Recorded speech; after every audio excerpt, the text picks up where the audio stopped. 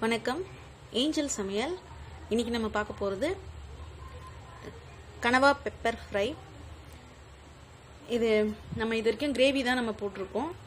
But pepper வச்சு நம்ம இன்ன வரைக்கும் செய்யலை.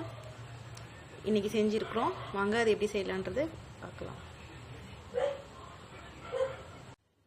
இது பெரிய பெரிய கனவா இன்னைக்கு கிடச்சிருக்குது. இது 1.5 கிலோ. அதனால நான் பாதியை எடுத்து நான் கிரேவி செஞ்சுட்டு பாதி தான் நான் பெப்பர் போட்டு நம்ம ஃப்ரை பண்ண போகிறோம். இதை நான் ஃபஸ்ட்டு சின்ன சின்னதாக நான் கட் பண்ணி எடுத்துக்கிறேன். பேன் சூடானதும் இதுக்கு நம்ம மசாலா வறுத்து எடுத்துக்கலாம். 1 ஸ்பூன் மிளகு, 1/2 ஸ்பூன் அளவுக்கு ஜீரகம், அதே 1/2 ஸ்பூன் அளவுக்கு சோம்பு எடுத்திருக்கேன், பெருஞ்சீரகம், ஒரு பட்டை, 2 ஏலக்காய், 3 கிராம்பு. இது நல்லா வறுபட்டுடுச்சு. இது கூடவே மிளகாத்தூள் இல்லைன்னா காஞ்ச மிளகாய் சேர்த்து நம்ம இதை பவுடர் பண்ணி எடுத்துக்கலாம். பேன் சூடானதும் நம்ம ஆஸ் யூஷுவல் நல்லெண்ணெய் எடுத்துக்கலாம். நல்லெண்ணெய் ஒரு 3 ஸ்பூன் போல் எடுத்திருக்கேன். ஏன்னா நம்ம ஃப்ரை பண்ண போகிறோம் அப்படின்றதால கொஞ்சம் எண்ணெய் எக்ஸ்ட்ரா எடுத்திருக்கேன். எண்ணெய் கொஞ்சம் சூடாகட்டும். எண்ணெய் சூடானதும் கொஞ்சமாக சோம்பு போட்டு பொரிக்க விட்டுக்கலாம். சோம்பு பொரிஞ்சதும் ஒரு பெரிய வெங்காயம் நான் கட் பண்ணி வச்சுருக்கேன். அதே இது கூட சேர்த்து கொஞ்சம் பாதி வதக்கி எடுத்துக்கலாம். எப்பவுமே ஃப்ரை பண்ணும்போது வெங்காயம் முழுசாக வதங்கக்கூடாது, பாதி தான் வதங்கியிருக்கணும். இது கூடவே ஒரு பச்சை மிளகாய் கட் பண்ணி வச்சுருக்கேன், அதையும் சேர்த்துக்கிறேன். பச்சை மிளகாய் வேண்டாம் அப்படின்றவங்க போட வேணாம்.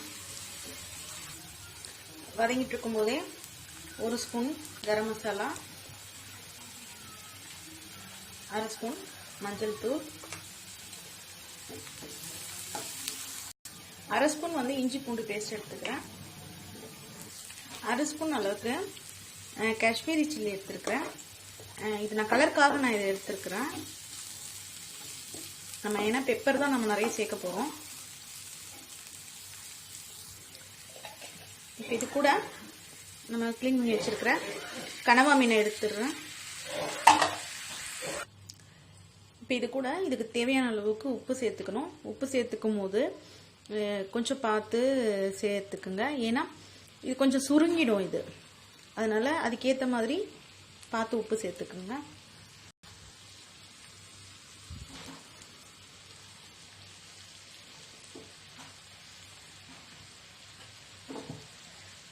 இதில் வர தண்ணியில் அப்படியே வேக வச்சு எடுத்துக்கலாம். தண்ணி இதில் சேர்க்க வேணாம். அதே மாதிரி மீடியம் ஃப்ளேமில் இல்லைன்னா சிம்மில் வச்சு பெரட்டி எடுத்துக்கலாம். நம்ம தண்ணி சேர்க்கவே இல்லை, ஆனால் எவ்வளோ தண்ணி வந்துருக்கு பாருங்க. இது நல்லா ஃபுல்லாகவே நல்லா ட்ரை ஆகணும்.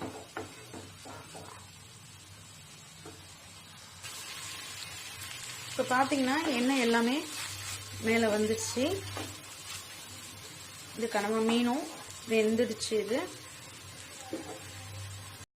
இந்த டைமில் நம்ம பவுடர் பண்ணி வச்சுருக்கிறத பெப்பர் இது எவ்வளோ தேவையோ இதுக்கு ஏற்ற மாதிரி இதில் சேர்த்துக்கலாம்.